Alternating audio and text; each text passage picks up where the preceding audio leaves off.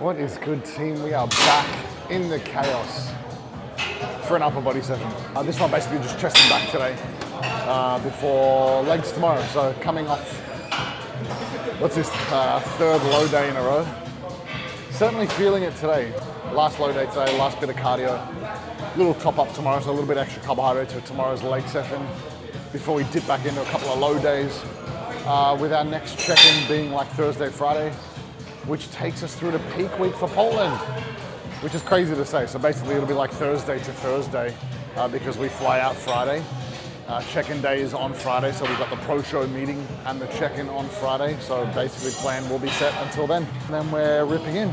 So we've got a late check-in, well, athlete check-in on the Friday night. So I'll have no issues making weight now with that extra couple of kilos in the pro cap for me. So depending on where my height lands up, it's either between like 93 and 96 kilos. So certainly we'll have the ability to just kind of eat a little bit more food leading into peak week, which is nice. Certainly something I haven't had the opportunity to do in the past, which is really cool. So all warm-up sets done, we'll rip into today, 2 sets, 8 to 12 reps seated cable row before moving on to 2 sets of lat pull downs.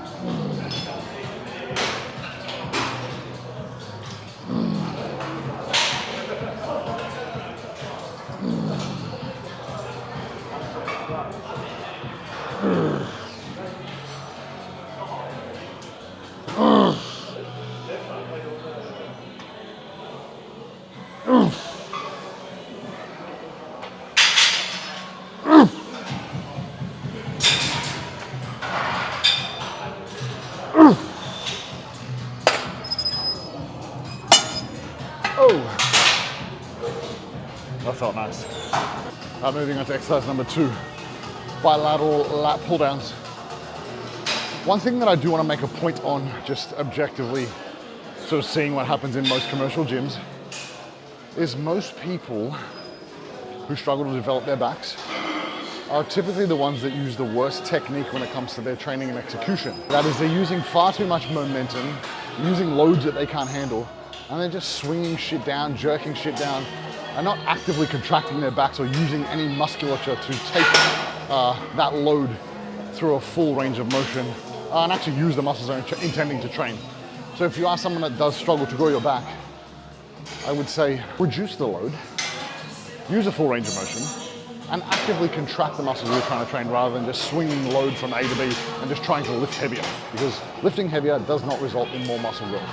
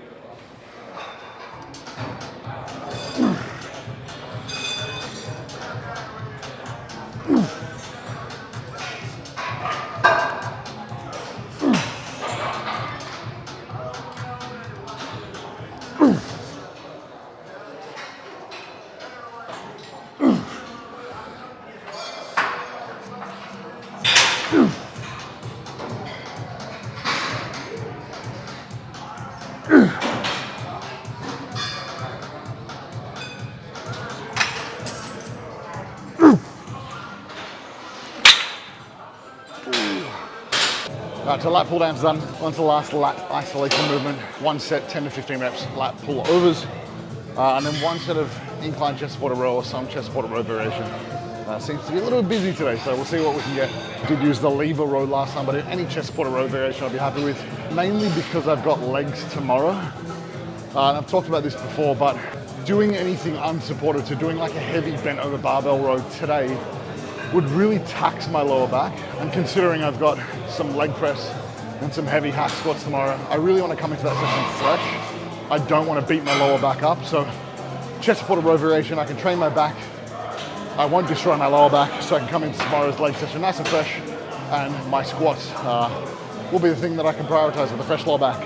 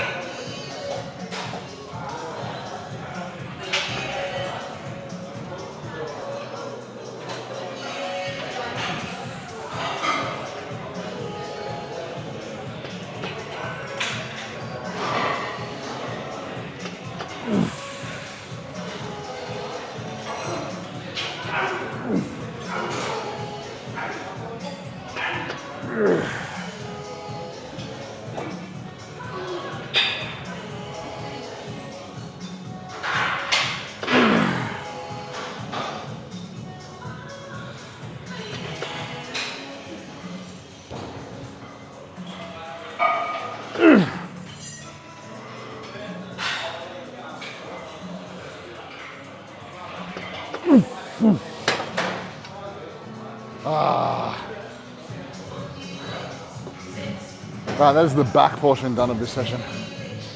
Moving on to some chest. So we've got a couple of sets of flies, a couple of sets of machine press, and then I think like one set of dumbbell press. So across this whole session, I think we had a total of, 6 sets of back and about 5 sets of chest. So 11 working sets total. And I think perfectly in line with like what the literature states as optimal volume targets per session.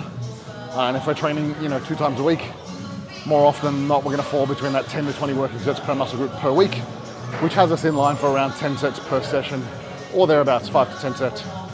And I think, especially when it comes to contest prep, we really only need enough volume to basically maintain tissue. We don't need so much volume that we're digging ourselves into a recovery debt. We want enough to maintain tissue, and we do that with adequate load exposure and proximity to failure. And that's really what contest prep's about. It's about hanging onto muscle tissue while you're in an aggressive calorie deficit for extended periods of time. Okay, dumbbell press. Now, this is gonna be interesting. Old school heavy ass rusty 55s. I think I had 52s last week. I didn't write it down, but I'm gonna assume I did. Logical progression this week, up a couple of kilos, somewhere in the 8 to 12 rep range.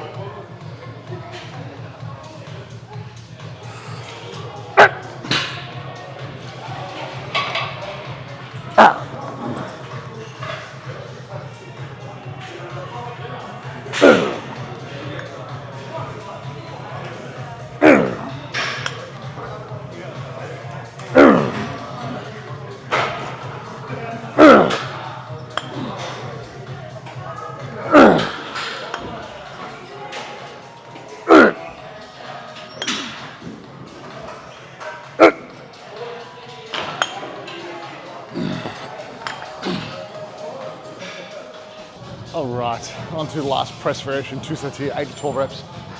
Dumbbell press felt really, really nice, 55 kilos. First time I've touched those in ages, a week out from my pro show. So we're good.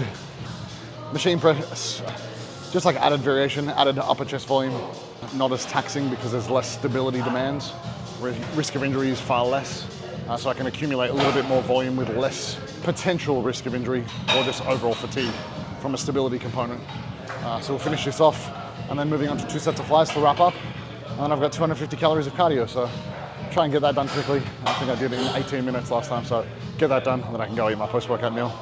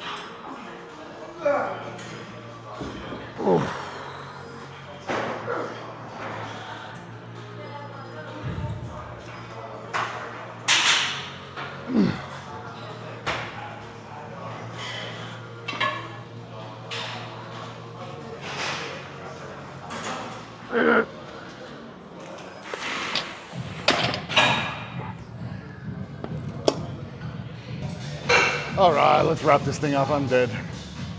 So just from a time perspective, we were running a little bit late today.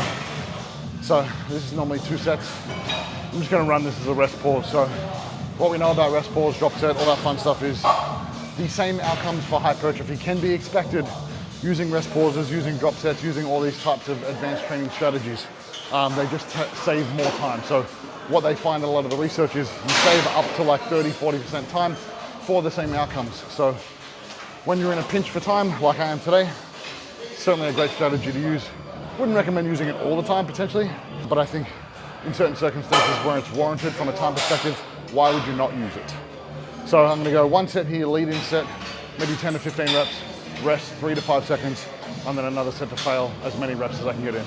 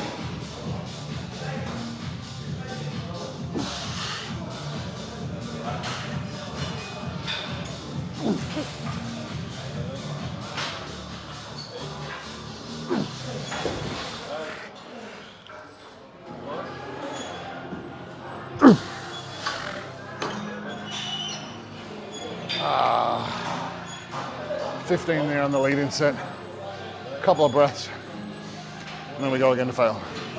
Anticipating maybe 5 to 8.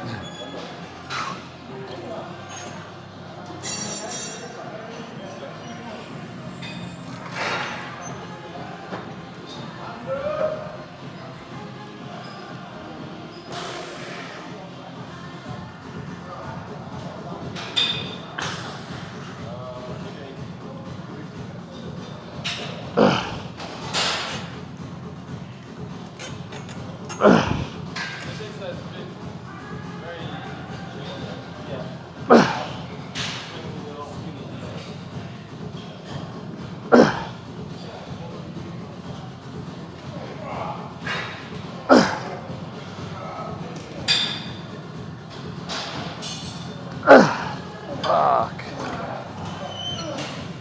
Exactly 8. So probably just tricked myself into thinking how many reps I could actually do, but 8 was it. So 15-8, about a 50% drop off on reps, but rest pause, super nice. All right guys, so that is us all wrapped up, upper body done. Time for cardio, 250 calories post-workout. And I don't have to do cardio tomorrow, so it's a good day. And we do get a little bit more food, so life is good. But as always guys, I appreciate the support on the channel so much. If you do get any value at all from these videos, please make sure you like, comment, share, and most importantly, subscribe to the channel. And I will see you guys in here tomorrow for my first official leg session in here, which I'm very excited about because we've got some cool stuff to use. So I'll show you guys what we're doing tomorrow.